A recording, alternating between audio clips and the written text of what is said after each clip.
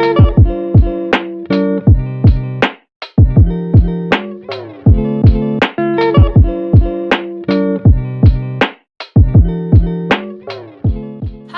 I'm Bianca, and this is my journey hiking the John Muir Trail. If you already watched the first video with days 1 through 3, welcome to video number 2, where I'll be covering days 4 through 6 on the John Muir Trail.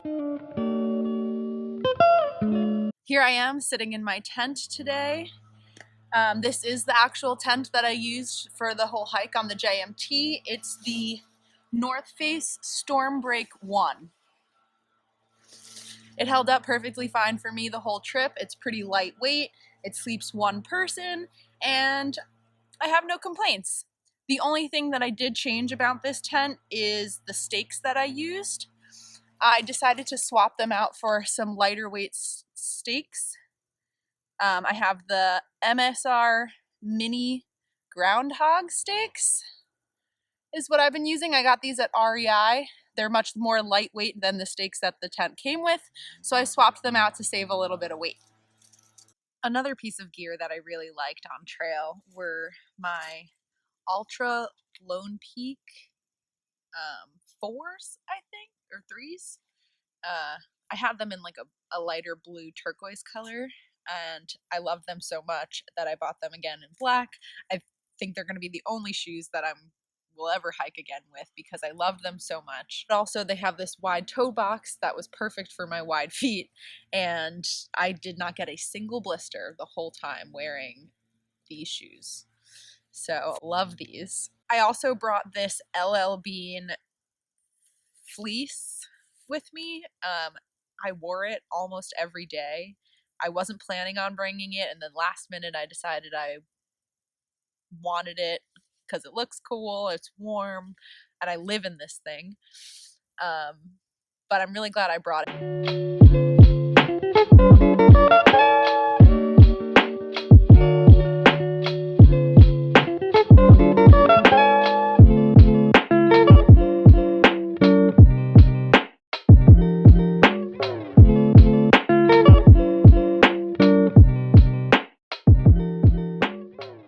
Hey, my name's Mark, and I hiked the JMT with my sister Bianca in the beginning of August of 2019. And this here is my tent that I used on the trip. It's a Nemo Hornet 2019 edition, 2-person. It weighs roughly around 2 pounds, and I would say for any long distance hiking trip, it's definitely worth the money. So we left off in the last video at Thousand Island Lake. And like I said, Thousand Island Lake was the highlight of the trip. It was my favorite night on trail, my favorite campsite, my favorite view. It was just everything that I was looking for. So we started off that day's hike in the wrong direction. I think we hopped on the PCT by accident, and we were following it for about 2 miles downhill. And then we checked gut hooks and found out we were off the trail, which meant we had to hike back uphill to get back to the trail.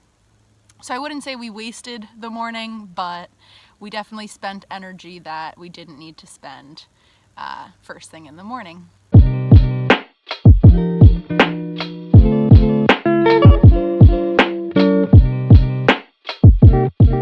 Once we found our way back to the trail, our goal for the day was to reach Red Meadows Resort, where we would be camping our next night.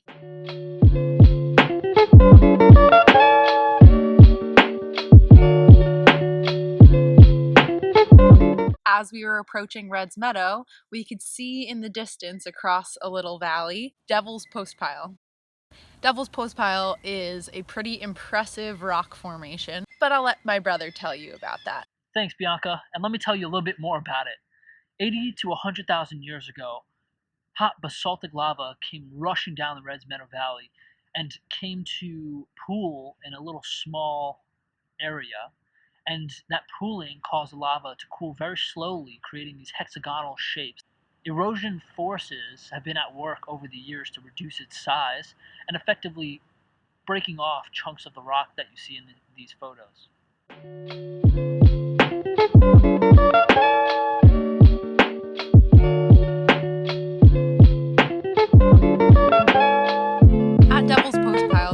lot of tourists.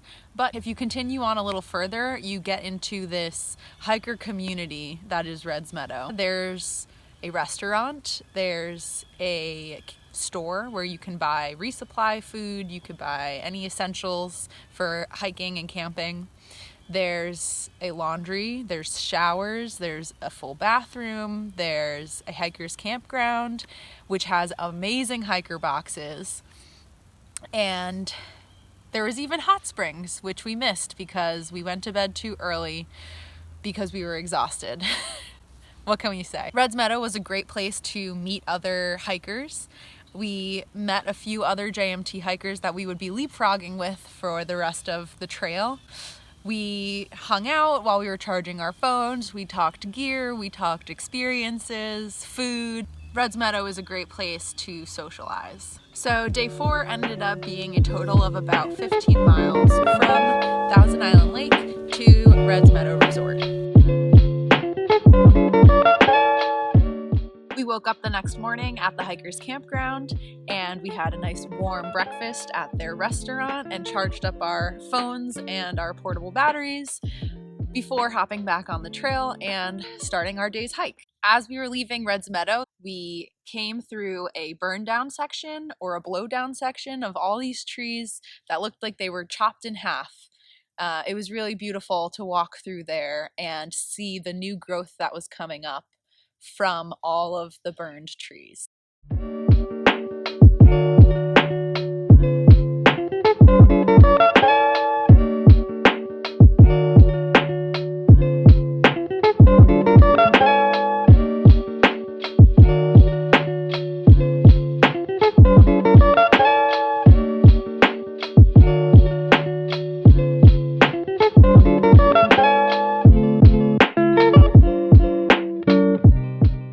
The whole day we were leapfrogging our friends that we met at Red's Meadow.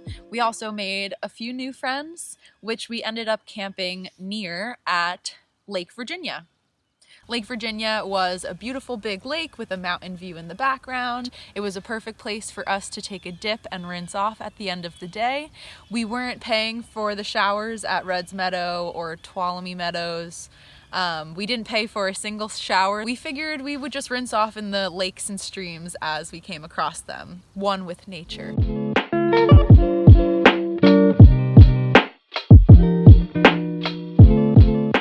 So we set up our tents right next to Virginia Lake and we took a dip, we dried off, and we tried to ward off the mosquitoes as much as we could so we could watch the sunset. The mosquitoes tend to hang around until the sun goes down. When I think it gets too cold for the mosquitoes to be out, maybe they all die off overnight.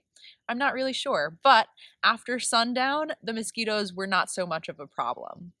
It was a beautiful sunset. The only downside were the mosquitoes, but it was nice to have our dinner sitting on some rocks, looking over the lake, and watching the sun set over the mountains in the distance. There's nothing more peaceful than a silent lake and a mountain view at sunset.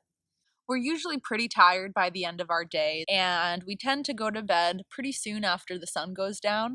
But I know the stars at night when you're out in the Sierras are brighter and more numerous than I've ever seen them before. So it was nice that I had to get up and go to the bathroom almost every night because I could look up at the stars and admire them for the few minutes that I'd creep out of my tent in the middle of the night. I even got to see a few shooting stars. Actually, almost every night that I would come out of my tent to pee, I would see shooting stars in the sky, which was really cool.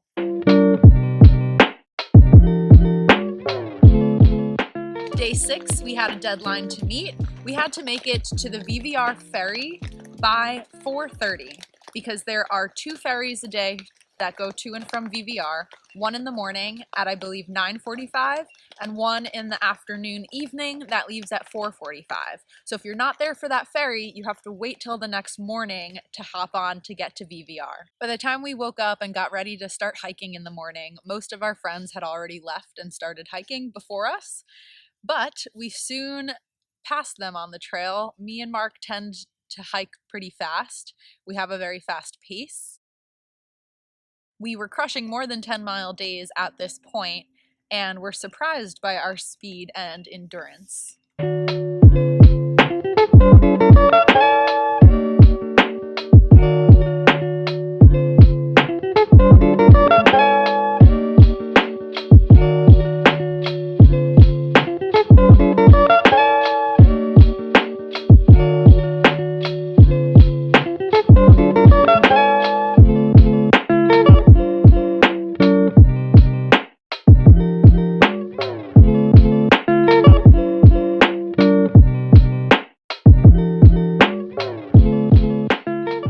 In order to get to Lake Edison for the Vermillion Valley Ranch ferry, we had to climb up and over Silver Pass, which was another spectacular pass.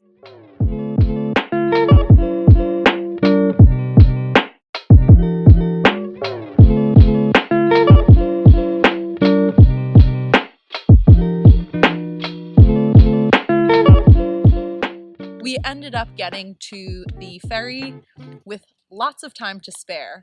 So we made it to Lake Edison, which is where the ferry picks you up. And Lake Edison was the warmest lake that we've came across thus far on the trail.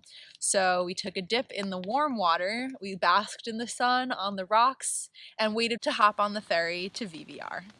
The ferry ride was beautiful, and the captain of our ferry was very informative, pointing out some nature along the way. When we pulled up at VVR, we got the whole speech about VVR and how it works. We were also given a free beer upon arrival. Can't complain about that. VVR has a restaurant, it has a small store with the essentials and food, and it has a backpackers campground for you to stay. So you can send your resupply boxes here. However, make sure you send them with plenty of time before you plan to arrive, because my box showed up. I sent mine out at least 5 or 6 weeks before I started hiking the trail. My brother sent his out the day we started hiking the trail, and his box did not make it to VVR. I will say that the menu for the restaurant at VVR was pretty expensive. It was also pretty limited, so me and my brother did not eat dinner there that night. But in the morning, they had huge portions of hash browns and coffee, endless coffee. So we had a nice warm breakfast with our friends in the morning, but we stuck to eating out of our bear boxes for dinner the night before. So here are the mile markers where we stopped to camp each night. At Thousand Island Lake, it was the 43rd mile marker. Meadow is at mile marker 57.3. Lake Virginia is at mile marker 72, and Vermillion Valley Ranch, or Bear Ridge, which is where the side trail is to get to the ferry, is at the 90 mile mark. So that is a total of about 50 miles from Thousand Island Lake to Vermillion Valley Ranch. Thanks for watching. I will see you guys in the next video with days 7 through 10.